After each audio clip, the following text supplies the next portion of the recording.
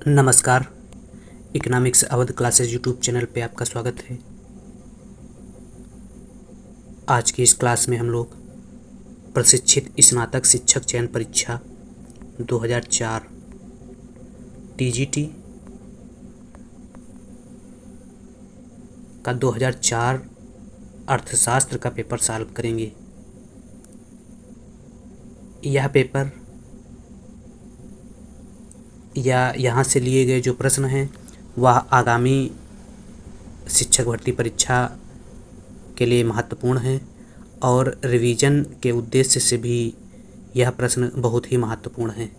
तो आज की क्लास स्टार्ट करते हैं और देखते हैं कि आयोग द्वारा जो टीजीटी का एग्ज़ाम 2004 में लिया गया था उसमें क्या क्या प्रश्न पूछे गए थे। एक नंबर प्रश्न है, अर्थशास्त्र की व्याख्या करते हुए किसने कहा कि यह जीवन के साधारण व्यापार में मानव जाति का एक अध्ययन है। तो अर्थशास्त्र की जो मानव जाति से संबंधित परिभाषा है वह मार्शल द्वारा दी गई थी। तो मार्शल ने अर्थशास्त्र को मानव के कल्याण से जोड़ा था या मानव कल्याण से अर्थशास्त्र को जोड़ा था। तो इस प्रकार से सही आंसर डी हो जाएगा। इसके अलावा एडम स्मिथ अर्थशास्त्र को धन का विज्ञान मानते हैं। तो एक का सही आंसर डी है। एडम स्मिथ अर्थशास्त्र को धन का विज्ञान मानते हैं, मार्शल मानव कल्याण का विज्ञान मानते हैं, रॉबिन्स अर्थशास्त्र को दुर्लभता का विज्ञान मानते हैं तथा जेके मेहता अर्थशास्त्र की परिभाषा देते हुए बताते हैं कि आवश्यकता विहीनता ही अर्थशास्त्र है। इसके अलावा आधुनिक अर्थशास्त्री सैमुअल्सन अर्थशास्त्र के संबंध में बताते हैं कि विकास ही अर्थशास्त्र है, विकास ही अर्थशास्त्र है। तो यह अर्थशास्त्र की परिभाषा के संबंध में कुछ अर्थशास्त्रियों के विचार थे। अगला प्रश्न है 2 नंबर, क्या है? सीमांत उपयोगिता जो एक उपभोक्ता प्राप्त करता है यह वस्तु से है, यह है। तो सीमांत उपयोगिता की अगर बात की जाए तो मार्जिनल यूटिलिटी बराबर होता है total utility n minus total utility n-1। अर्थात कह सकते हैं कि एक अतिरिक्त इकाई के उपभोग से कुल उपयोगिता में होने वाली वृद्धि सीमांत उपयोगिता कहलाती है। एक अतिरिक्त इकाई के उपभोग से कुल उपयोगिता में होने वाली वृद्धि जो है वह सीमांत उपयोगिता कहलाती है। सूत्र क्या है? MU मार्जिनल यूटिलिटी बराबर होता है टोटल यूटिलिटी माइनस n-1 होता है। और अगर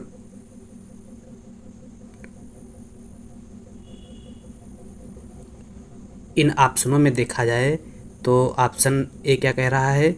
इसकी उसकी कुल उपयोगिता में परिवर्तन जो एक वस्तु के उसके ढेर में एक इकाई के योग के परिणाम स्वरूप होता है, तो यह नहीं हो जाएगा। अगला है एक विशेष वस्तु से प्राप्त उपयोगिता, यह भी नहीं है। सी क्या कह रहा है? एक वस्तु के मूल्य में एक परिवर्तन के कारण प्राप्त उपयोगिता में परिवर्तन, यह भी नहीं है। और डी क्या है? जब वह एक वस्तु की अतिरिक्त इकाई खरीदता है तो उसकी कुल उपयोगिता में आया परिवर्तन, तो यही डी सही है। तो बाकी उपभोग की क्रिया में पहली इकाई के उपभोग से लेकर अंतिम इकाई के उपभोग तक प्रत्येक इकाई से मिलने वाली जो उपयोगिता होती है उसे कुल उपयोगिता कहते हैं। और सीमांत उपयोगिता किसे कहते हैं? एक अतिरिक्त इकाई के उपभोग से कुल उपयोगिता में होने वाली जो वृद्धि होती है उसे सीमांत उपयोगिता कहते हैं। कुल उपयोगिता के अधिकतम होने की स्थिति में सीमांत उपयोगिता क्या होती है? 0 होती है। जब कुल उपयोगिता अधिकतम होती है तो सीमांत उपयोगिता 0 होती है। तो सही आंसर 2 का जो है वह डी है। अगला 3 नंबर प्रश्न है। 3 नंबर प्रश्न क्या है? अधिकांश उपभोक्ताओं के लिए दूध और चाय स्थानापन्न वस्तुएं हैं, इसलिए दूध के मूल्य में वृद्धि से हमें आशा करनी चाहिए कि यह होगा। तो दूध के मूल्य में वृद्धि करने से क्या आशा की जा सकती है कि चाय की आपूर्ति वक्र में दाहिनी ओर खिसकाव आएगा, चाय के आपूर्ति वक्र में बाईं ओर खिसकाव आएगा, चाय के मूल्य में गिरावट आएगी और चाय के मांग वक्र में एक ऊपर की ओर खिसकाव आएगा। तो दूध और चाय जो है स्थानापन्न वस्तु के संबंध में बात की गई है और यह ऊपर की ओर खिसकाव आएगा। डी आंसर सही है। अगला, एक उपभोक्ता की बजट रेखा एक निरपेक्ष मानचित्र पर एक समांतर स्थिति में दाहिनी ओर जाना दर्शाता है। तो उपभोक्ता की बजट रेखा जब दाहिनी ओर जाती है तो क्या कह सकते हैं, यह बजट रेखा है, या बाईं ओर गया तो मूल्य में कमी हो जाएगी और दाईं ओर गया तो मूल्य में वृद्धि को दर्शाता है। तो ऑप्शन देख लेते हैं। उपभोक्ता की आय में वृद्धि दर्शाएगा, मूल्य नहीं, आय में वृद्धि को दर्शाता है, आय में वृद्धि को दर्शाता है। बजट रेखा में एक उपभोक्ता की बजट रेखा का समांतर रूप से दाहिनी तरफ खिसकना इस बात को दिखाता है कि उपभोक्ता की आय में वृद्धि है। बीएल जो है, बीएल रेखा मूल बजट रेखा है। जब बजट रेखा बीएल से दाहिनी ओर विवर्तित होकर B1 L1 हो जाती है तो कहा जा सकता है कि उपभोक्ता की आय में वृद्धि हुई। और उपभोक्ता के संबंध में जब बजट रेखा बाईं ओर विवर्तित हो जाती है, बाईं ओर विवर्तित होकर B2 L2 हो जाती है तो कह सकते हैं कि उपभोक्ता की आय में कमी हुई। तो यह सही आंसर सी है। अगला प्रश्न है, मुद्रा परिचलन को कम किया जाता है किसके द्वारा?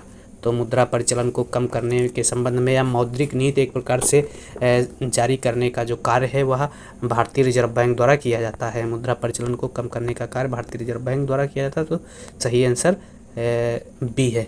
अगला प्रश्न है 6 नंबर, एक मूल्य सूचकांक का मुख्य उद्देश्य है इसमें आए परिवर्तनों को मापना। किसमें? जीवन स्तर में, मुद्रा में सोने की मात्रा में, मुद्रा की क्रय शक्ति में, उत्पादन की क्षमता में। तो एक मूल्य सूचकांक का उद्देश्य मुद्रा की क्रय शक्ति में आए हुए परिवर्तन को मापना होता है। सही आंसर सी है। अगला 7 नंबर प्रश्न है, मुद्रास्फीति को नियंत्रित करने का श्रेष्ठ उपाय है। तो मुद्रास्फीति को कैसे नियंत्रित किया जा सकता है? ऑप्शन देखने पे पता चलेगा। दोषियों को सजा देना, यह तो है ही नहीं, गलत है। सभी स्तर पर उत्पादन बढ़ाना। अगला क्या है, या फिलहाल देख लेते हैं अभी। और वस्तुओं के मूल्य को नियत कर देना और डर और आतंक का वातावरण बनाना। तो मुद्रास्फीति एक प्रकार से ऐसी स्थिति है जिसमें मुद्रा का मूल्य है घट जाता है तथा वस्तुओं का मूल्य बढ़ जाता है। ऐसी स्थिति को मुद्रास्फीति कहते हैं। और मुद्रास्फीति से निपटने के लिए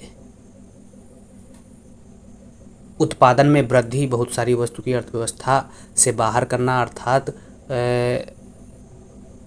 सभी स्तर पर वस्तु का उत्पादन बढ़ाना जो है मुद्रास्फीति से नियंत्रण का एक उपाय है। तो सही आंसर बी है। अगला प्रश्न है 8 नंबर, सरकार द्वारा आर्थिक सहायता दी जाती है। तो सरकार द्वारा आर्थिक सहायता मुद्रा आपूर्ति में वृद्धि करने के लिए दी जाती है, मूल्य कम करने के लिए दी जाती है, प्रतियोगिता से कुछ उद्योगों को बचाने के लिए सरकार द्वारा आर्थिक सहायता की जाती है, या आवश्यक उत्पादों को निर्धन लोगों को उपलब्ध करवाने के लिए। अन्यथा यदि उनके मूल्य बाजार द्वारा निर्धारित किए जाते हैं तो वे लोग उनका मूल्य नहीं चुका पाते हैं। तो सही आंसर डी है।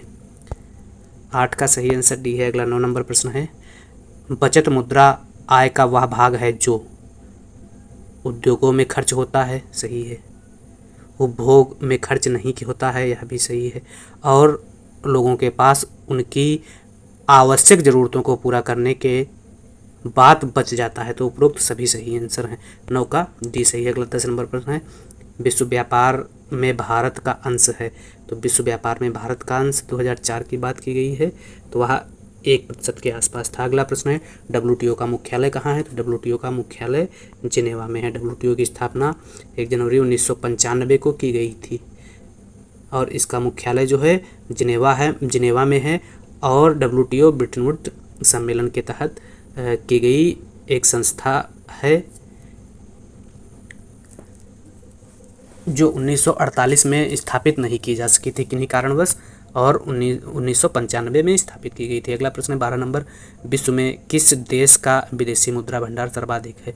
तो उस समय अनुसार जो है संयुक्त राज्य अमेरिका का विदेशी मुद्रा भंडार सबसे ज़्यादा था। ये सही आंसर है। अगला प्रश्न है, जीवाश्मी ईंधन के सबसे बड़े उपयोगकर्ता हैं? कौन से देश हैं? विकासशील देश, विकसित देश, अविकसित देश, यूरोपीय देश। तो जीवाश्मी ईंधनों के सबसे बड़े उपयोगकर्ता जो हैं वह विकासशील देशों को माना जाता है। जीवाश्मी ईंधनों के तहत कोयला, गैस, पेट्रोलियम तथा पेड़ पौधे के सड़े गले पदार्थ आते हैं। विश्व में इनके सबसे बड़े उपयोगकर्ता विकासशील देशों को माना जाता है। सही आंसर जो है ए है। अगला 14 नंबर प्रश्न है, विश्व आर्थिक फोरम की वार्षिक बैठक कहाँ हुई है? तो विश्व आर्थिक फोरम की वार्षिक बैठक 2004 में दावोस में हुई थी। अगला प्रश्न है, विनिर्माण क्षेत्र से संबंधित प्रश्न लिए गए हैं। क्या प्रश्न कह रहा है? जब श्रम की सीमांत उत्पादिता रेंज में शून्य या ऋणात्मक होती है तो यह स्थिति कहलाती है। तो ऐसी स्थिति को, जब श्रम की सीमांत उत्पादकता 0 होती है या शून्य होती है, तो ऐसी स्थिति को प्रच्छन्न बेरोजगारी कहा जाता है और यह कृषि क्षेत्र में पाई जाती है। 15 का सही आंसर डी है। अगला 16 नंबर प्रश्न है, वह कर जो वस्तुओं के मूल्य पर प्रभाव नहीं डालता है यह है। तो वस्तुओं के मूल्य पर कौन सा कर प्रभाव नहीं डालता है? तो चुंगी, बिक्री, आयकर, सीमा कर। तो प्रत्यक्ष कर ऐसा कर होता है जो वस्तुओं के मूल्य पर प्रभाव नहीं डालता है। इसके तहत निम्न प्रकार के करों को शामिल किया जाता है: आयकर, निगम कर, संपत्ति कर, उपहार कर। तो प्रत्यक्ष कर जो है वस्तुओं के मूल्य पर प्रभाव नहीं डालता है। तो आयकर जो है प्रत्यक्ष कर का एग्जाम्पल है और आयकर जो है वस्तुओं के मूल्य पर प्रभाव नहीं डालता। सही आंसर जो है सी है। अगला प्रश्न है, संयुक्त नास्डक है, इसका क्या यह है जो एक स्टॉक एक्सचेंज इसका नाम है। NASDAQ संयुक्त राज्य अमेरिका का संयुक्त एक्सचेंज है जो संयुक्त राज्य अमेरिका के शेयर बाजार का नियामक करता है। अगला प्रश्न है 18 नंबर, निम्नलिखित में से किस देश में समाजवादी अर्थव्यवस्था नहीं है? तो समाजवादी अर्थव्यवस्था फ्रांस में नहीं है, बाकी क्यूबा, वियतनाम, चीन में समाजवादी अर्थव्यवस्था है। अगला 19 नंबर प्रश्न है, निम्नलिखित में से कौन उदारीकरण और भूमंडलीकरण का उद्देश्य नहीं है? सभी स्तर पर अधिक उत्पादन है, वस्तुओं और सेवाओं के व्यापार में वृद्धि यह भी है, रोजगार के अधिक अवसर उत्पन्न करना यह भी है, गरीबों की आर्थिक सहायता में वृद्धि करना यह नहीं है। बाकी उदारीकरण, भूमंडलीकरण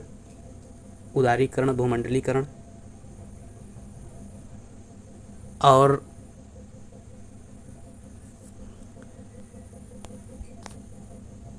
निजीकरण की प्रक्रिया जो है 1991 के आर्थिक सुधारों से चालू की गई थी। अगला प्रश्न है, निम्नलिखित में से किस देश की एक बंद अर्थव्यवस्था है? तो बंद अर्थव्यवस्था में दक्षिण कोरिया, उत्तर कोरिया, दक्षिण अफ्रीका, चीन। तो दक्षिण उत्तर कोरिया की अर्थव्यवस्था जो है वह बंद अर्थव्यवस्था है अभी भी। सही आंसर बी है। अगला प्रश्न है, पूंजीवाद में इसका अभाव होता है, किसका अभाव होता है? सरकारी नियंत्रण का अभाव होता है, बाकी गैर सरकारी स्वामित्व होता है, उत्तराधिकार का अधिकार होता है। पूंजीवाद में सरकारी नियंत्रण का अभाव होता है, इसमें निजी क्षेत्र को बढ़ावा दिया जाता है तथा सरकारी नियंत्रण क्रमशः समाप्त किया जाता है। पूंजीवादी अर्थव्यवस्थाओं के 3 प्रकार हैं: पूंजीवादी, समाजवादी और मिश्रित अर्थव्यवस्था। भारत की अर्थव्यवस्था जो है वह मिश्रित अर्थव्यवस्था का एग्जाम्पल है। अगला, समाजवादी समाज में होता है कीमत तंत्र, योजना, सीमित सरकारी नियंत्रण, उपरोक्त सभी। तो समाजवादी समाज में योजना होती है और योजना की सहायता से समाज में विकास करने का प्रयास किया जाता है। योजना या केंद्रीय नियोजन संस्था होती है। भारत में समाजवाद का उदय प्रमुखता 1956 की औद्योगिक नीति से माना जाता है। अगला प्रश्न है 23 नंबर, निम्नलिखित में से किसे अर्थव्यवस्था में धन माना जाता है? तो अर्थव्यवस्था में धन जो है वह किसे? सूर्य की किरण को माना जाता है, माँ का मातृत्व, एक पेड़ की छाया, आभूषण को धन माना जाएगा।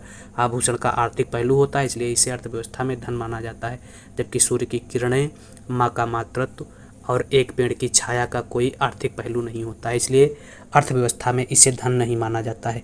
अगला प्रश्न है 24 नंबर, निम्नलिखित में से कौन एक अचल पूंजी है? करघा या लूम अचल पूंजी, जूट का रेशा, रंग, उपयुक्त सभी। तो करघा या लूम जो है अचल पूंजी है, बाकी ये सब चल पूंजी के उदाहरण हैं। पूंजी बाजार वित्तीय प्रणाली का एक महत्वपूर्ण अंग है। यह दीर्घकालीन फंड का बाजार है जिसमें दोनों ही इक्विटी या अंशपत्र तथा ऋणपत्र के माध्यम से पूंजी की उगाही सम्मिलित है। यह देश के भीतर तथा बाहर दीर्घकालीन फंड प्राप्त करने का बाजार होता है। तो करघा जो है यह अचल पूंजी है। यह एक स्थान पर जहाँ लग जाता है हथकरघा या करघा उद्योग तो उसको इधर उधर आसानी से नहीं किया जा सकता। अगला प्रश्न है भारतीय अर्थव्यवस्था, आर्थिक विकास एवं समस्याओं से क्वेश्चन है। क्या है 25 नंबर प्रश्न, सभी करेंसी नोट 1 रुपये के नोट को छोड़कर जारी किए जाते हैं। तो सभी करेंसी 1 रुपये के नोट को छोड़कर वह भारतीय रिजर्व बैंक द्वारा जारी किए जाते हैं। 1 रुपये का नोट जो है सरकार द्वारा जारी किया जाता है। अगला प्रश्न है 26 नंबर प्रश्न है सीमांत राजस्व ऋणात्मक होगा यदि मांग कैसी होगी, पूर्ण लोच। सीमांत राजस्व ऋणात्मक होगा यदि मांग पूर्ण लोच होगी। तो सही आंसर 26 का डी है। अगला 27 नंबर प्रश्न है भारत में नगरीय जनसंख्या 1901 में केवल 10.8% थी। 2001 की जनसंख्या के अनुसार यह 27.8% हो गई है और वर्तमान में 31.8% नगरीय जनसंख्या है। अगला प्रश्न है 28 नंबर प्रश्न है राष्ट्रीय जनसंख्या नीति 2000 का उद्देश्य भारत की जनसंख्या को किस वर्ष तक स्थायित्व प्रदान करना था। 2045 तक जनसंख्या का दीर्घकालीन उद्देश्यों के अंतर्गत स्थायित्व प्रदान करने का उद्देश्य था। 28 का सही आंसर सी है। 29 जनसंख्या में वृद्धि इसके रास्ते में आती है। जनसंख्या में वृद्धि इसके रास्ते में आती है, किसके रास्ते में? आध्यात्मिक विकास, आर्थिक विकास, राजनीतिक विकास, सांस्कृतिक विकास। तो जनसंख्या में वृद्धि इसके रास्ते में आती है आर्थिक विकास में। अल्पविकसित देशों में जनसंख्या एक प्रमुख समस्या है। इन देशों में जनसंख्या के कारण उत्पादन का स्तर उतना नहीं बढ़ पाता है जितनी तीव्रता से उपभोग में वृद्धि होती है।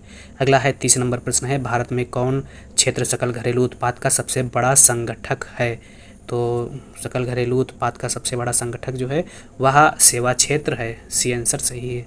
अर्थव्यवस्था में सेवा क्षेत्र तृतीय क्षेत्र का हिस्सा माना जाता है, इसलिए तृतीय क्षेत्र को भी कह सकते हैं अर्थव्यवस्था का सबसे बड़ा संगठक है।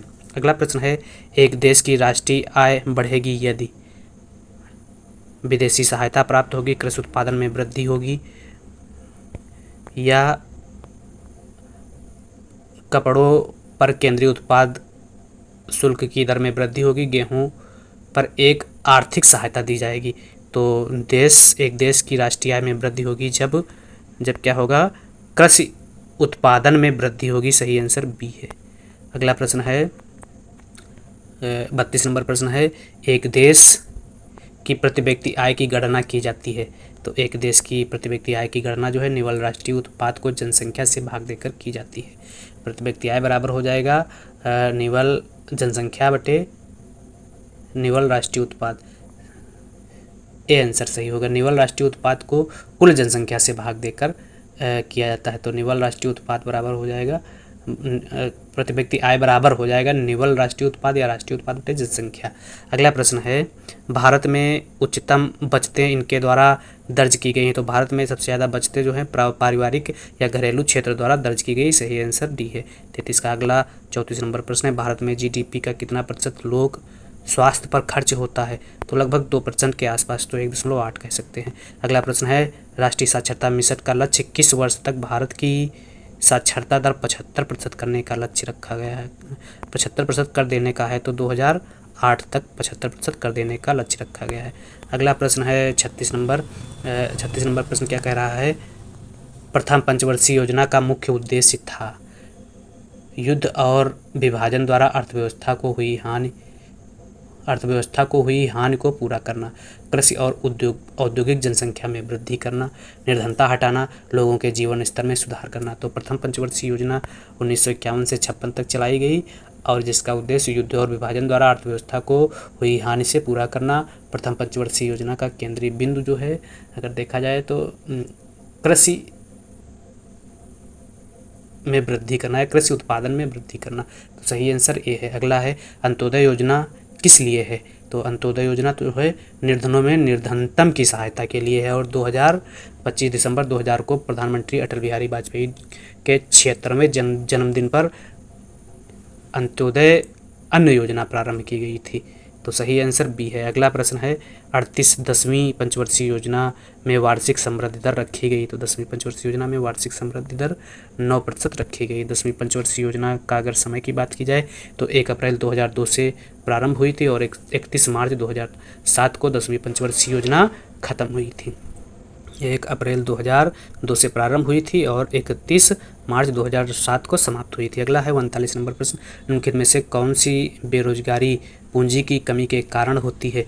तो बेरोजगारी के प्रकारों में मौसमी, चक्रीय बेरोजगारी, प्रौद्योगिकी बेरोजगारी और संरचनात्मक बेरोजगारी। संरचनात्मक बेरोजगारी जो है पूंजी की कमी के कारण होती है। सही आंसर डी है। विकासशील तथा अल्पविकसित देशों में भारत में जो भी बेरोजगारी पाई जाती है वह समग्र मांग की कमी के कारण नहीं बल्कि संरचनात्मक होती है। इन देशों में पाई जाने वाली बेरोजगारी मुख्य रूप से शहरी बेरोजगारी और ग्रामीण बेरोजगारी होती है। गैर खाद्य फसल है चना, चाय, चावल, गेहूँ। चना खाद्य फसल है, चावल खाद्य फसल है, गेहूँ खाद्य फसल है और चाय जो है गैर खाद्य फसल के अंतर्गत आती है। चाय जो है एक पेय पदार्थ है। अगला प्रश्न है मिश्रित कृषि का अर्थ है रबी फसलों और नकदी फसलें एक साथ की जाती हैं। खरीफ फसलें और नकदी फसलें एक साथ की जाती हैं। मिश्रित कृषि में एक ही खेत में एक से अधिक फसलों का उगाना। खाद्य फसलें और अखाद्य फसलें एक साथ की जाती हैं। तो मिश्रित खेती में एक ही खेत में एक से अधिक फसलें उगाई जाती। सही आंसर सी है। क्या व्याख्या में दिया गया है, सामूहिक या सहकारी खेती इस प्रकार की खेती में समिति के सदस्य अपनी ज़मीन समिति को दे देते हैं जिसे वे वापस नहीं ले सकते हैं। सभी सदस्य सामान्य रूप से कार्य करते हैं। समिति का प्रबंधन निर्वाचित काउंसिल द्वारा होता है जिसके अंतर्गत सदस्यों को मजदूरी के अतिरिक्त फार्म के अतिरेक में भी हिस्सा प्राप्त होता है। अगला प्रश्न है 42 नंबर है औषधि नियंत्रण अधिनियम कब पास हुआ। तो औषधि नियंत्रण अधिनियम 1956 में पास किया गया था। सही आंसर बी है। 43 नंबर प्रश्न है निम्नलिखित में से कौन आर्थिक अभिसंरचना का एक संगठक नहीं है। तो गृह निर्माण जो है आर्थिक अभिसंरचना का संगठक नहीं है। राष्ट्रीय आय में उन्हीं वस्तुओं को शामिल किया जाता है जो उत्पादन की क्रिया में शामिल होती हैं, इसलिए परिवहन, विद्युत, संचार उत्पादन की प्रक्रिया में शामिल होती है। अगला प्रश्न है भारत में लोगों की अधिकांश संख्या लगी हुई है किसमें, प्राथमिक क्षेत्र में, द्वितीयक क्षेत्र में, सेवा क्षेत्र में, विनिर्माण क्षेत्र में। तो भारत में लोगों की अधिकांश जनसंख्या जो है या अधिकांश संख्या प्राथमिक क्षेत्र में लगी हुई है। प्राथमिक क्षेत्र, प्राइमरी सेक्टर, कृषि क्षेत्र से संबंध रखता है।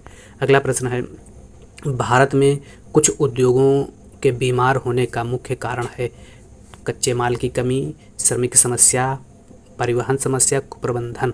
तो भारत में कुछ उद्योगों के बीमार होने का जो मुख्य कारण है वह कुप्रबंधन है। सही आंसर डी है। अगला प्रश्न है भारत में विनिवेश आयोग की स्थापना कब हुई। तो 1996 में विनिवेश आयोग की स्थापना हुई। सही आंसर बी है। अगला प्रश्न 47 नंबर, निम्नलिखित में कौन गैर आर्थिक सामान है। तो गैर आर्थिक सामान में सोना आर्थिक है, दूध आर्थिक है, पेट्रोल आर्थिक है और समुद्र का पानी गैर आर्थिक है। दिए गए विकल्पों में समुद्र का पानी का कोई मूल्य नहीं है इसलिए यह गैर आर्थिक सामान है तथा दूध, सोना और पेट्रोल का मूल्य होता है इसलिए यह आर्थिक है और समुद्र का पानी जो है गैर आर्थिक है। अगला 48 नंबर प्रश्न है ईस्ट इंडिया के राज में भारतीय उद्योगों का पतन इस कारण हुआ था क्योंकि आर्थिक विनिर्माण के लिए मशीनों की कमी थी, महंगा श्रम था, कंपनी के संरक्षण में सस्ते कच्चे माल का निर्यात, ब्रिटेन से मशीनों द्वारा निर्मित वस्तुओं का आयात। यही सही है। जो है भारतीय उद्योगों के पतन का जो मुख्य कारण था ब्रिटेन से मशीनों द्वारा निर्मित वस्तुओं का आयात था। सही आंसर डी है। अगला है एगमार्क में क्या शामिल नहीं है, मसाले, मधु, गेहूँ, सरसों का तेल। तो एगमार्क में मधु को शामिल नहीं किया गया है। एगमार्क उन वस्तुओं पर लगाया जाता है जिनके उत्पाद में प्रकृति को किसी प्रकार का नुकसान नहीं होता है। बी आंसर सही है। अगला व्यापार शेष का अर्थ इनके बीच का अंतर है। तो व्यापार शेष में निर्यात माइनस आयात के अंतर को व्यापार शेष कहा जाता है। प्रत्यक्ष निर्यात एवं आयात से है। जब सेवाओं के आयात एवं निर्यात में जब सेवाओं के आयात एवं निर्यात को शामिल किया जाता है तो इसे भुगतान शेष कहा जाता है। और अगर वस्तुओं का सिर्फ आयात निर्यात होता है तो व्यापार शेष कहलाता है, और जब उसमें सेवाएं शामिल की जाती हैं तो भुगतान शेष कहलाता है। अगला, व्यापार शेष जो है हमेशा असंतुलित रहता है और भुगतान शेष संतुलित रहता है। अगला 51 नंबर प्रश्न है, भारतीय आयात का सबसे बड़ा घटक कौन सा है? तो पेट्रोलियम और पेट्रोलियम उत्पाद भारतीय आयात का सबसे बड़ा घटक है। 51 का सही आंसर बी। अगला 52 नंबर प्रश्न क्या कह रहा है? सुदीर्घकालीन गतिहीनता का तात्पर्य है। सुदीर्घकालीन गतिहीनता एक गतिहीन अर्थव्यवस्था में तेजी और मंदी की पुनरावृत्ति, स्वायत्त निवेश और उतार चढ़ाव, क्रमिक अवधि में समृद्धि की सीमांत दर में कमी। तो सुदीर्घकालिक गतिहीनता का तात्पर्य जो है क्रमिक अवधि में समृद्धि की सीमांत दर में कमी होती है। सही आंसर डी है। अगला प्रश्न है 53 नंबर, एक मूल्य सूचकांक का प्रधान उद्देश्य है इसमें हुए परिवर्तनों को मापना। तो मूल्य सूचकांक किसमें हुए परिवर्तनों को मापती है?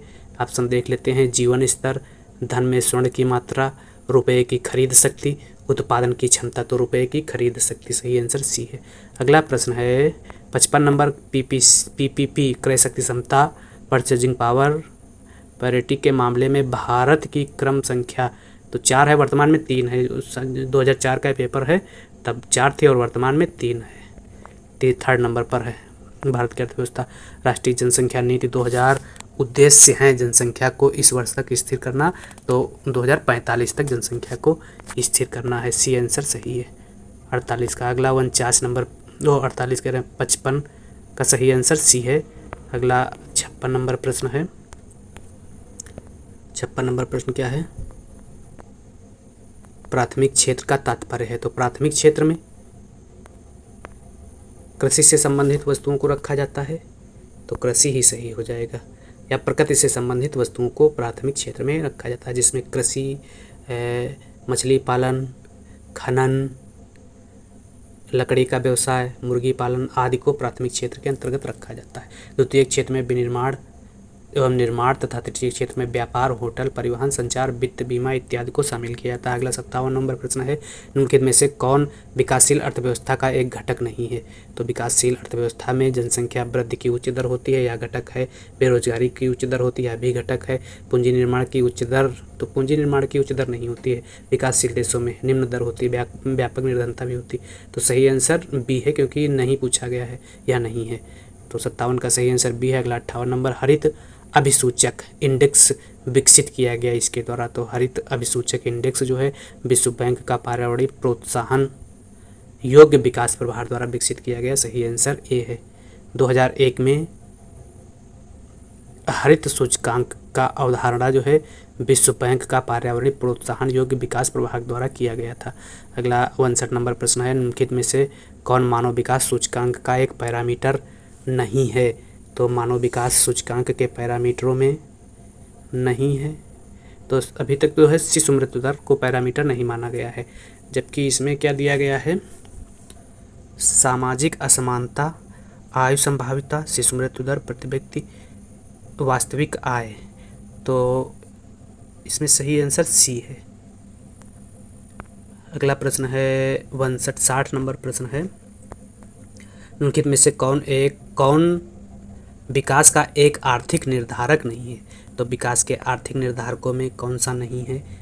प्राकृतिक संसाधन विकास का आर्थिक निर्धारक है, मानव संसाधन विकास का आर्थिक निर्धारक है, सरकार पर विश्वास विकास का आर्थिक निर्धारक नहीं है।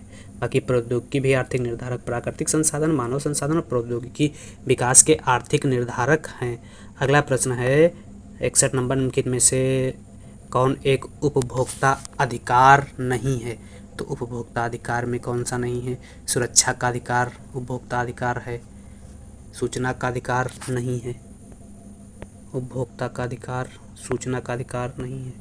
बाकी चुनने का अधिकार है, शोषण के विरुद्ध अधिकार है। तो उपभोक्ता अधिकार के तहत सुरक्षा का अधिकार, चुनने का अधिकार, शोषण के विरुद्ध अधिकार, जबकि सूचना का अधिकार नहीं है। सूचना का अधिकार एक प्रकार से विधिक अधिकार है। अगला 62 नंबर प्रश्न है, इनमें से कौन भ्रष्टाचार का कारण नहीं है? तो भ्रष्टाचार के कारण में गरीबी, निरक्षरता और महंगाई है। भूमंडलीकरण जो है भ्रष्टाचार का कारण नहीं है। अगला डी सही है 62 का। अगला है संपत्ति के अधिकार को एक मौलिक अधिकार मानना कब बंद कर दिया गया? तो संपत्ति के अधिकार को मौलिक अधिकार जो है 44वें संविधान संशोधन के तहत 1978 से मानना बंद कर दिया गया और संपत्ति के इस अधिकार को संविधान के अनुच्छेद 300 का द्वारा विधिक अधिकार बना दिया गया। तो वर्तमान में जो संपत्ति का अधिकार है वह विधिक अधिकार के अंतर्गत रखा गया है। तो इस प्रकार से आज की इस क्लास में हम लोगों ने वर्ष 2004 के पीजीटी का पेपर सॉल्व किया, जो